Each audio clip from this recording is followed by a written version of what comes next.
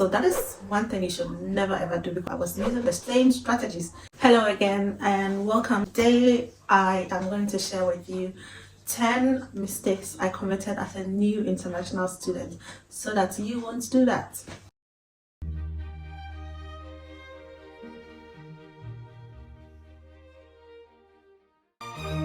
The first on my list is academic underestimation and self-doubt. The new students admitted to Cambridge University, I started doubting myself because it suddenly came to me after my first or two lectures. It suddenly came to me like, hang on a minute, I'm in a class with like brilliant people, and I started doubting that I was that good.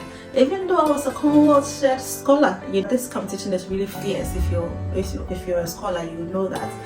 But I started doubting myself. I said, what do I know, and all that. So that is one thing you should never ever do because that seriously impacted my first essay.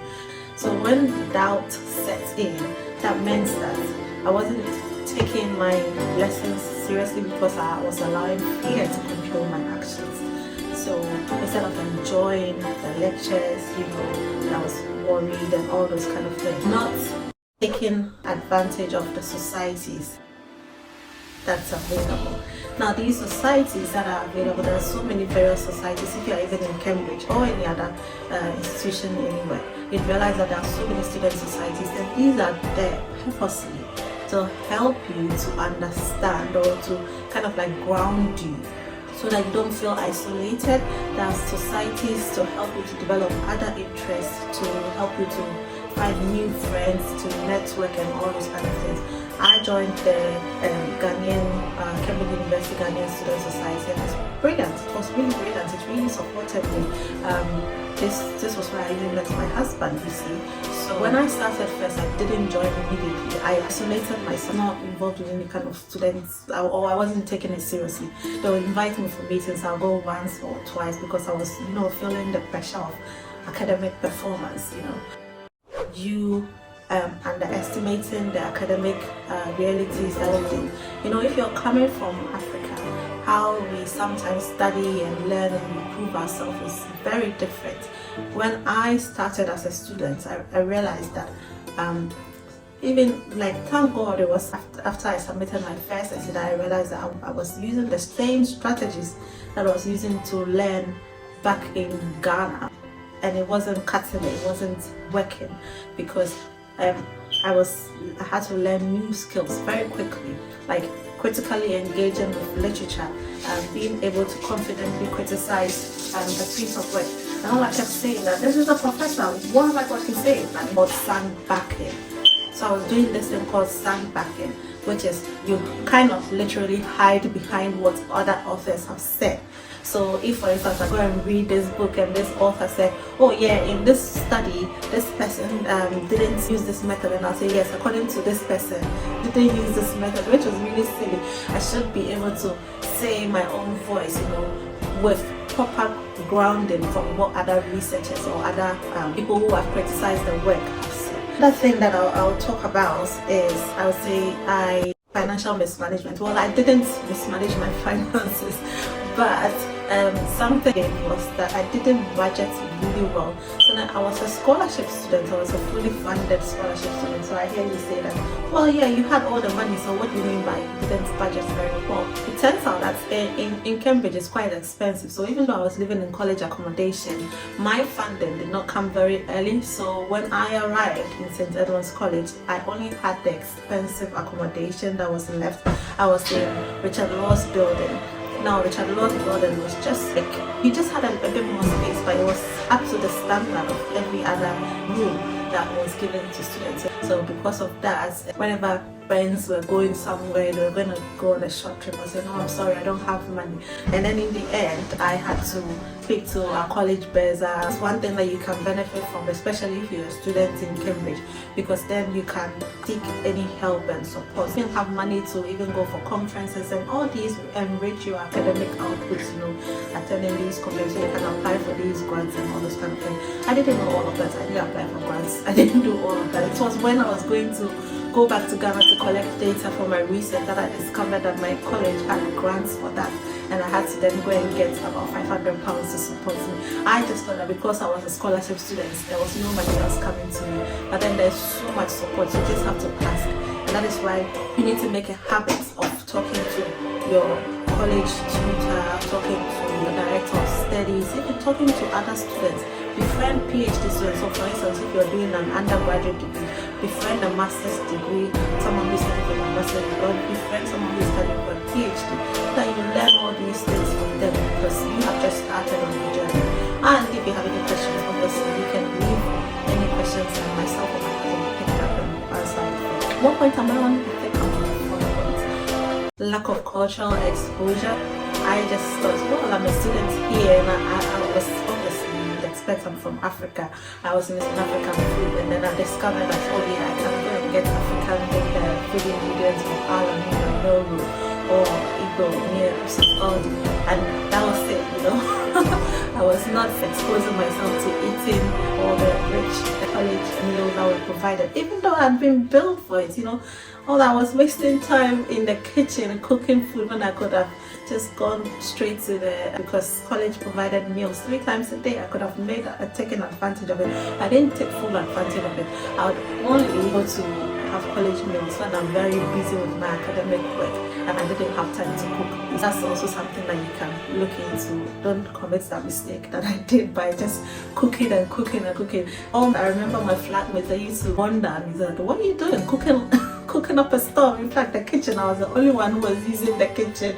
They came just to pick up their cutlery and then any plates or whatever they had, and I was just busy cooking. After I collected my data and I finished writing, how my course was structured was that I submitted in July, so I had about 3 months before my graduation. So I opted to rather go and look for a job, and I didn't have to do that really. I did it because I was a fully funded student. I didn't need the money, right? But I said I wanted to get exposure to the work environment, which is a good thing. If you can get exposure, maybe you can get exposure to any job in your area. Like for instance, my husband didn't get paid job. He was volunteering at his department, which is where he ended up working after his PhD for almost 4 years, right? So that was good. But for me, I said I was looking for money. So I was doing any job that would come my way, which I could not even put on my CV. I was cleaning, I was doing whatever it is because I wanted the money, you know. So, but you know, all that time I could have even used, if I considered the academic time that I was going on, I could have used it to explore myself, even write more journal papers and all that, because after I graduated, I then struggled to write these journal papers. So then finally I came back on track because of the positive influence of my husband, because he published a video and that explains why you should quickly, especially if you want to go on the path of academia, you need to be able to evidence that apart from your degree, you also can communicate your ideas and your thoughts quite clearly. Plagiarism, now I didn't commit plagiarism. I don't even understand what plagiarism is, so you should be able to get for yourself books like The Craft of Research and help you, so that it talks about how to avoid plagiarism in academic work and all that, being able to cite sources properly, because some of you may be committing plagiarism without knowing it, so you have to bear that. Failure to explore. Okay, failure to explore. Like I said, I didn't really demonstrate to my funders that I have used the money that they funded me very well, so I was under that pressure. So I wasn't traveling, I wasn't going anywhere, you know. But meanwhile, I remember there was this student friend of mine. He was brave, like he really enjoyed his time in Cambridge. One minute he said, I'm traveling to Europe, I'm going there, and it doesn't mean you should neglect your studies, but you should be able to also expose yourself. For some of you, this may be the only chance that you get to travel abroad. So this 1 year, 2 years, 3 years, whatever time length of study that you got is the time that you have to be able to explore. It's not very expensive. If you're able to do your budgeting very well, you'll be able to even travel to see some European sites, you know, go to Paris, go and see the Eiffel Tower, go to all the wonderful places in Europe. Even in England, you can explore England, in Scotland, whatever. Just give yourself that enrichment culturally, because I remember my husband, he was doing that. Bless but he had money because he was in a small college accommodation. I didn't even go to London until I think after I met him, you know. I didn't even bother to go to London. I came straight from Ghana, straight passed through Heathrow Airport, didn't stop, connected my bus and came straight to Cambridge, and I stayed in Cambridge for that 1 year. But then he was going to conferences in London School of Economics, you know, and all that. And then expose yourself culturally. You need to abide by those visa requirements. I made sure that I stayed within the visa requirements I was given. For instance, we're supposed to only work 20 hours a week during term time, but even as a Cambridge student, you had a further restriction of working only 10 hours a week during term time. So that is something that you need to abide by, because it has implications for the future. If you do not abide by those restrictions, when you want to even progress, maybe you want to go on to another course, or you want to now get a job, or maybe later in the future you're applying to get indefinite leave to remain or British citizenship, any mistake you do will come back to bite you. So you have to make sure that you're staying within your visa limitations that you have been given. You know, they say work only 20 hours 10 time, then you will just work like 40 hours. How are you supposed to even excel in your academics? Please don't do that. One mistake too is like being stingy. This is actually when I came as a student, so for the first time, whenever I'll even go to Sainsbury's or Waitrose or Primark or wherever I'll go, and I see the price tag of something, I just make the conversion into CD. I'm like, too much of like gloves, I'm seeing there's a £5 or £10, and I'm calculating it in currency. I'm like, what? I should buy gloves for this? No, I'm not going to buy it that much. You know, that is being stingy. I'm not saying just going to blow up all your cash. I look at the value that the products that you're seeking to buy is going to give to you, and if it is worth it, then please go ahead and buy it. Okay. And yeah, I had a friend, again, is that she would just monitor them until do sales, and then she went there what she needed to buy. Now you know that, which was a very brilliant strategy, you know, just monitoring them, because the stores in the UK, they do a lot of seasonal sales. I think one is coming very soon, even Black Friday deals.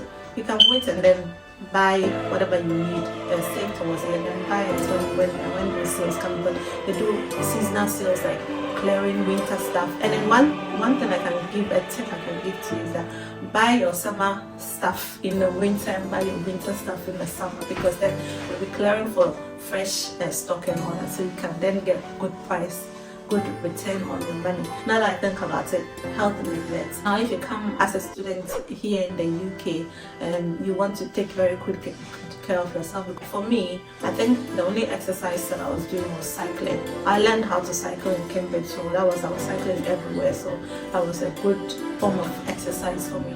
But some people, they will not do that. They will just sit behind their desks and just read, again falling under that academic pressure. Just sit behind and just work and work and work. Cambridge is such a lovely place. There are so many open fields, so many cycle paths. You can go jogging. It's such a picturesque place to study. That is all that I would say. Thank you very much for tuning in to our channel, Entrepreneurial Entries in Cambridge. We talk about living, working and studying in Cambridge. So if this is something that you enjoy, please don't hesitate to subscribe to our channel. Please like and share this video also for us. We really appreciate it. And if you're thinking about how you can benefit in using AI to improve your academic write-up or to fast-track your academic write-up, then we have a video, link it in the description box for you so that you can have a look. Thank you. Have a lovely day. Bye.